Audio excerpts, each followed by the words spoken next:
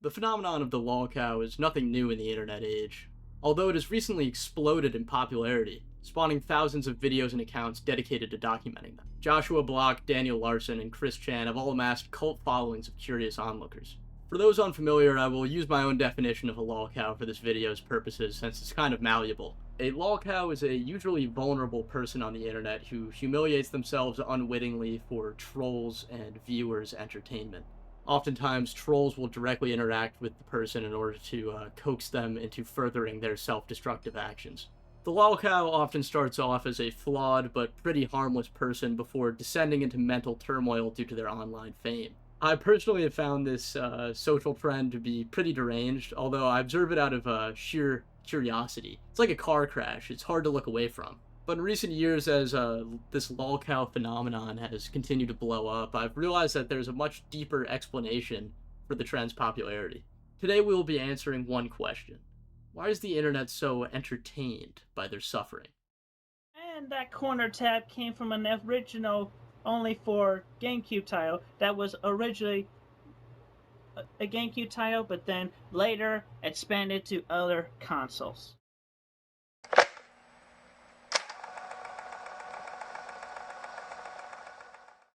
If you're already familiar with Daniel Larson, Joshua Block, and Chris Chan, you could skip to the time code on screen now, but for those of you who are unfamiliar with them or need a refresher, I'll give you the quick rundown. Chris Chan, also known as Quick, is largely regarded as the first lolcow. For over a decade, Quick descended into mental anguish as trolls succeeded in tricking them into humiliating themselves online. Recently, Chris Chan got arrested for allegedly committing one of the worst crimes I've ever heard of, which I don't even think I'm allowed to say due to YouTube's guidelines, so if you're curious, you could look that up for yourself. Daniel Larson is a lolcow who has garnered pretty mainstream popularity on the internet. His story is pretty similar to Chris Chan's, getting relentlessly trolled for an extended period of time. Eventually, Daniel Larson's activities became so disruptive that the FBI arrested him on 7 federal charges for threats that he made. Joshua Block, also known as World of T-Shirts, is a TikToker who has also gained quite a bit of mainstream fame on the internet. Starting out pretty innocent, Joshua Block eventually moved to New York City and began drinking excessively. Currently, he live streams with a internet personality known as Mr. Based and frequently has breakdowns in public while drinking. Alright, now that you got that little rundown, we could get on with the video.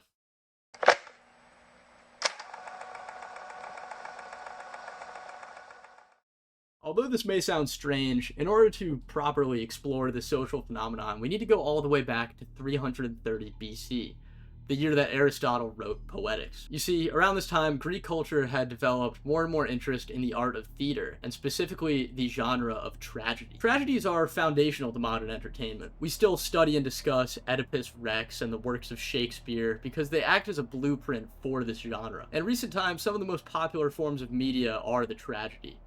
Succession, Breaking Bad, The Sopranos. These stories all adhere pretty strictly to the rules of this genre. Aristotle was taken by the concept of tragedy and wrote an entire essay on what makes a good one titled Poetics. Although I could probably sit around and analyze this text in depth, I'm just going to give you the cliff notes to understand how this relates to the lolcow phenomenon. Aristotle wrote very specific rules for what makes an effective tragic hero, which, for those of you who don't know, is simply the protagonist of a tragedy. Firstly, the hero must be sympathetic enough for the audience to actually care about their tragic downfall. If the hero is already a terrible person when the story begins, then no one will really care when they mess their whole life up. Secondly, the hero must be true to life. They should be a good person, but with a potentially disastrous character flaw, like most real people. In Aristotle's words, they should not be portrayed as handsomer than real life. Thirdly, the plot must arouse pity and fear in the audience. The hero must go from happiness to misery through a character flaw that they allow to unwittingly ruin their life. For the astute viewers in my audience, you may already see where I'm going with this. Essentially, I believe that this lolcow phenomenon ends up being archetypally identical to the tragic hero. This may seem like a reach, but I assure you, it's not. We will use the example of Chris Chan and see if we can find some common ground.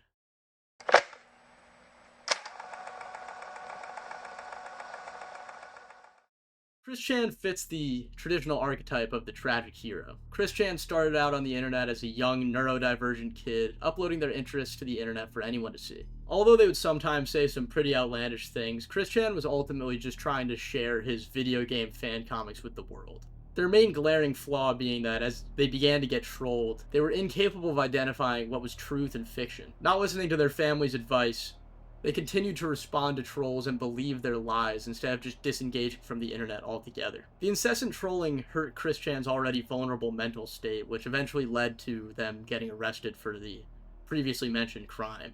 Although I am once again going to refrain from getting into the details about the alleged crime, to put it lightly, it does inspire pity and fear in the audience. This character arc, for lack of a better term, continues to be consistent in all popular Lolcows of recent memory. Daniel Larson was just a troubled young man whose internet fame drove him to being charged with federal crimes, and Joshua Block was a well-meaning kid who descended into a world of addiction and violence. Perhaps the most important aspect of Aristotle's Poetics, however, is the concept of realism. Although you may watch a tragedy on TV and find it realistic, you ultimately know that it's just actors playing out a story. What is more realistic than a real-life tragedy? What would fascinate a modern audience more than seeing a tragedy play out in the real world and not in the world of fiction? No amount of pity and fear can match that of a real person's descent into suffering. Viewers are so captivated by the Lolcow phenomenon because it's the modern evolution of the tragedy, a tragedy which is inseparable from real life.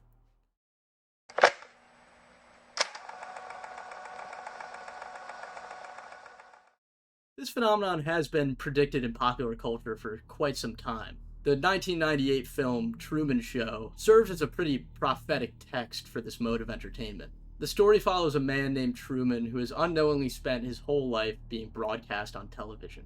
His life is manipulated constantly for entertainment as everyone around him is an actor. It would be impossible to not see the correlation to a person like Chris Chan, whose life has been exposed and manipulated by the internet for over a decade. Chris Chan's perception of reality is irrevocably altered by the trolls constantly plotting and lying, much like the showrunner's manipulation of Truman throughout the film.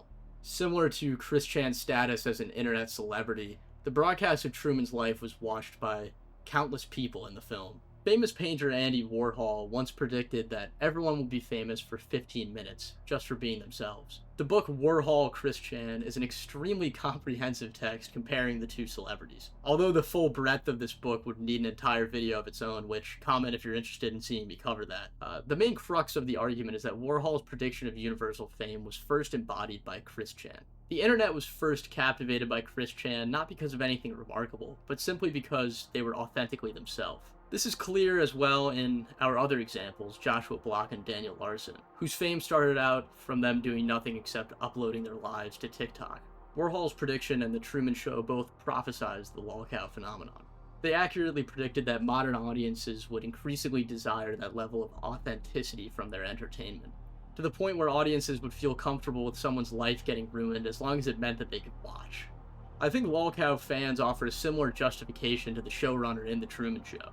Truman is technically allowed to leave at any time in the same way that someone like Daniel Larson could have stopped uploading to the internet and ended their harassment. This creates a comfortable distance, an idea that it's not wrong to watch because, in some twisted logic, this person is technically allowed to cease their suffering at any time. It is of course more complex than that. These so-called Lolcows are nearly universally vulnerable to the online bullying which terrorizes them, and Truman was actively manipulated to avoid discovering the truth about his life.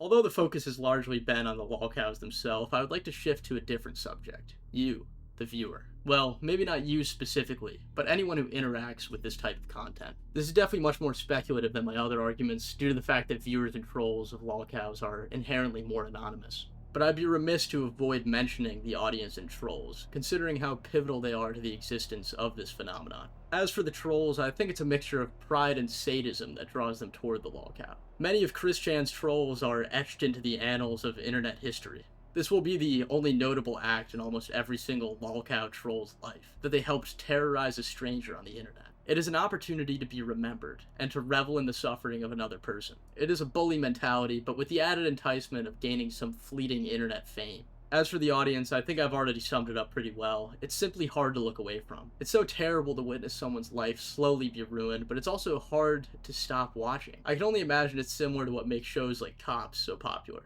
There's a strange comfort in knowing that someone has it worse than you, but it becomes more insidious the longer you watch. Viewers play an essential role in sustaining this phenomenon. As a Lolcow's life is ruined, the internet becomes essentially their only way of gaining revenue. Most cannot get a job without being harassed and fired, and if someone is incapable of holding down a job but has a large online following, of course they're going to stay on the internet in order to earn money from that. This becomes increasingly apparent as you'll often find Lolcows begging for money on live streams, attempting to sell merch of themselves, and humiliating themselves for donations. It becomes a parasitic relationship. The Lolcow's life has been destroyed by their audience, but it's also the only thing sustaining them. Many trolls of Lolcows start out as nothing more than curious onlookers. As they become more parasocially attached to the life of a Lolcow, they feel more and more drawn toward getting involved in the storyline they see unfolding. Perhaps they're frustrated by the Lolcow's inability to fix their life. Perhaps they feel some poor choice of the Lolcow permits them to bully them. Perhaps they're kids who don't know any better. Or perhaps it just looks fun. I can muse forever as to why people find enjoyment in being cruel, but those are just a few examples. This video was not meant to be a call to action.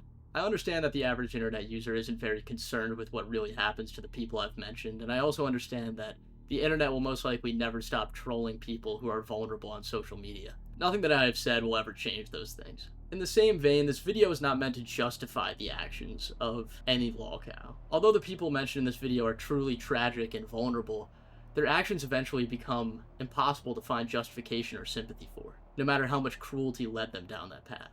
There's no one to blame. A Lolcow can stop uploading at any time, someone could have intervened and helped them, trolls could have stopped messing with them, and viewers could have stopped watching. It's a culmination of terrible events stacking upon each other until any hope of positive change has passed.